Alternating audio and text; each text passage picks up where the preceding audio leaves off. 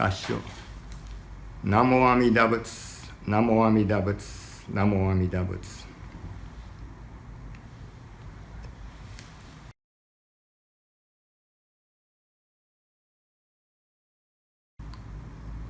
Welcome to our second video Dharma talk.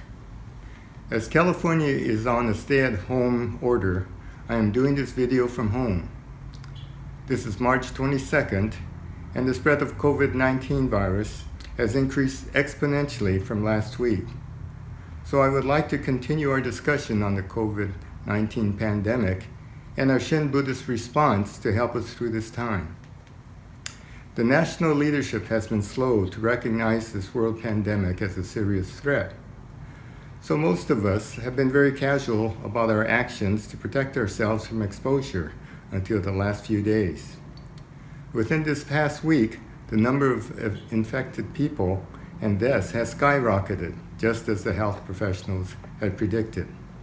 I think many of us are coming to the realization that this pandemic is here in San Diego, and we have the potential of suffering just as much as Italy. I would like to continue on the theme of interdependence. Because of the rapid and widespread nature of spreading this virus, Governor Newsom has declared that everyone except essential personnel need to stay home to limit the spread of the disease. Of course, this is a hardship for everyone. Almost everyone is staying home. On the news, we see this dramatic effect around the world, but we have to realize that this is a unique and dangerous situation. It is strange to have so many businesses and schools closed, but we have to realize that this is a unique and dangerous situation. It's critical that we all abide by the rules and stay home. This is unlike anything any of us have experienced. It brings up feelings and fears and anxiety.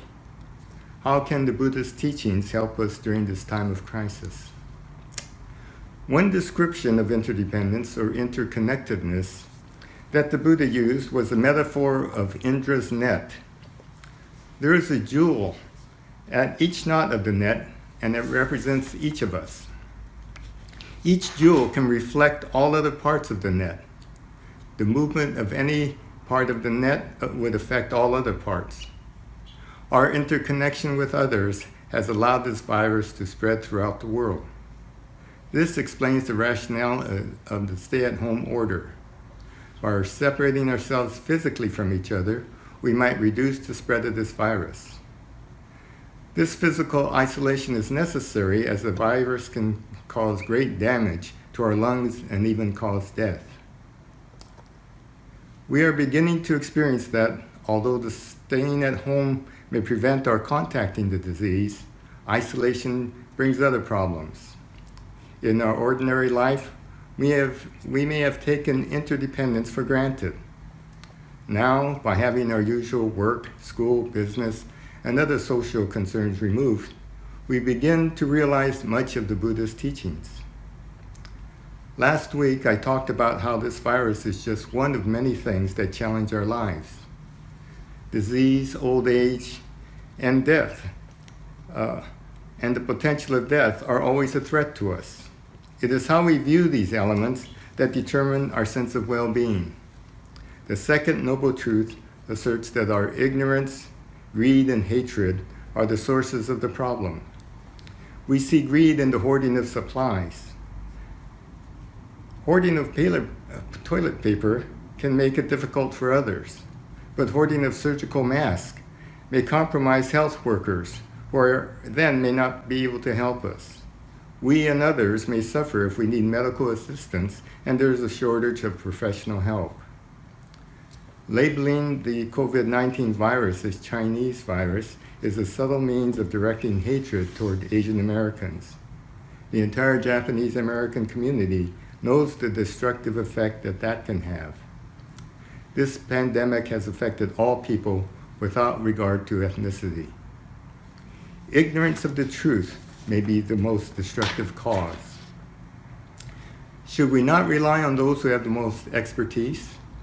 Our health professionals have been studying this disease for decades, this type of disease, and so they are the ones we can listen to with confidence. As a former dentist, it's interesting to hear my patients express trust in the dental product that they heard about in a commercial or information on the internet. People who ignored my dental advice and did not practice good dental hygiene were the ones who returned and needed the most dental treatment. Here we have the Buddhist teachings that has influenced many cultures toward health and well-being for over 2,500 years. Now, many popular pundits who may give helpful advice, but they have very little depth. We may make judgments about Buddhism and perhaps question its relevance in these modern times. But can we match our own shallow knowledge against the monks and masters who have elaborated on this truth for centuries? Truth is based less on belief and more on the collective experience of many. Please keep this in mind as we listen to the many sources of information about this pandemic. One common view of life to see things as good or bad. In Buddhism, this is known as duality. As humans, every view has an opposite as we see things relative to each other.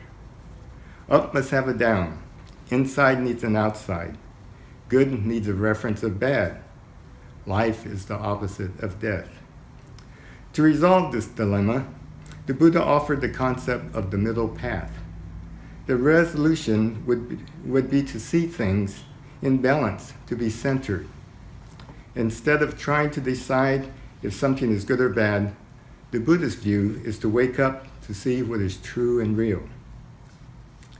Tom Meyer is a newspaper cartoonist. Yesterday, his editorial cartoon depicted this negative view of our situation. He writes that adversity doesn't build character, it reveals it. His cartoon depicts several instances of poor character being revealed. People hoarding, people price gouging, complaints of rich people about their stock losses in front of homeless, and the president's concern for himself rather than for others. Dukkha is translated as an axle made in a wheel being off-centered. The result is a bumpy ride on a cart, which is a metaphor for our life. Shinran talks about a crosswise shift to see a better side. Adversity can also reveal honorable character. Having a centered axle hole in a wheel means a smooth or harmonious ride. So the causes of our discontent are not eliminated, but they are balanced by good practices. We have many news stories about people finding ways to help others. This is also true here at the Buddhist Temple of San Diego. As a means of making the concept of interdependence into a real experience, members are creating a real connection with others. Our Dharma school children recite the golden chain often. They state that we are each a link in the Buddhist golden chain of love that stretches around the world. We will be kind and gentle to every living thing. To ensure that all members feel connected and a part of the Sangha, we are using electronic, telephone, and non-contact connections. All temple organizations and smaller groups are connecting with all of their members and to determine if there are elders who may not have a computer or email access. We want to establish at least a telephone connection. We are providing a name and telephone numbers to those who live alone. This is a two-way connection. We are able to email safety information and have them relayed to those without computers. Additionally, they will be able to contact someone if any assistance is needed. Let us know if there's someone who might need this virtual connection.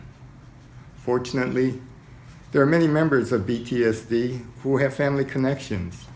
Younger members can check up on their older relatives. Those without family connections will benefit greatly with this network. If the stay-at-home directive lasts for weeks and months, we hope that this network of connection or Indra's net will be very meaningful to isolated individuals. We hope it gives everyone a sense of security, knowing that they are connected at a real level. I think that both those who give and those who receive will appreciate this experience of interdependence. This is how we live Shin Buddhism. As we become more adept in creating these videos, we may be able to film segments for our Buddhism 1, 2, 3. We can share instructions on how to meditate. We can give instruction on chanting and give links to the BCA website to join ministers in various chants. The Buddha and Shinnan's teachings are now needed more than ever.